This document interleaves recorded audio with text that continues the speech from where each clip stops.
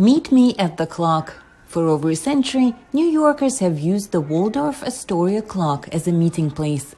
Displayed in the lobby of the Waldorf Astoria Hotel, the legendary clock is now on view at the New York Historical Society as the hotel undergoes a major renovation.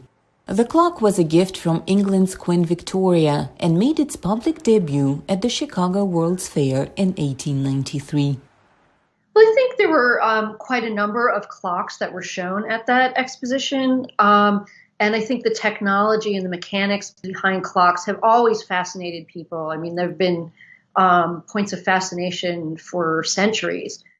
Businessman John Jacob Astor bought the clock for an undisclosed sum with the intention of making it the centerpiece of his brand new luxurious hotel, the Waldorf Astoria, on Fifth Avenue in New York. When the hotel moved, the grand clock moved with it.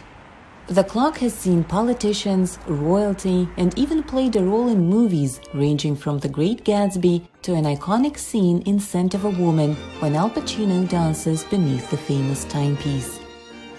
Queen Victoria's gift represented the cementing of an alliance between America and England, and that relationship is reflected on its panels.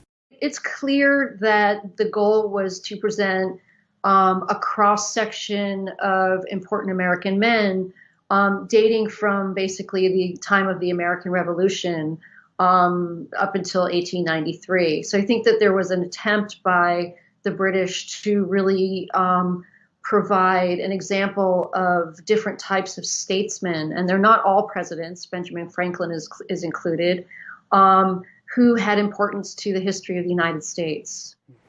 Under the silver portraits are what were then recent historical achievements in the U.S. There is the Brooklyn Bridge, the most impressive engineering construction at the time, right next to bicycle races. Many of the sports that you see represented on the clock relate to different organized sports that were popular during the period.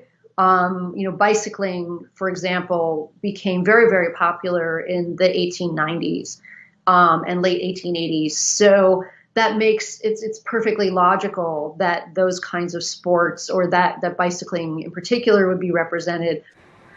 In the 21st century, the clock's mechanism can hardly mesmerize the public the way it did more than a century ago. But its role today is different, as every inch of the magnificent artifact, be it a wooden turret decorated with gold or a beautiful silver medallion, can be read as a history book of what were seen as achievements 127 years ago. For Vladimir Lenski in New York, Anna Rice, VOA News.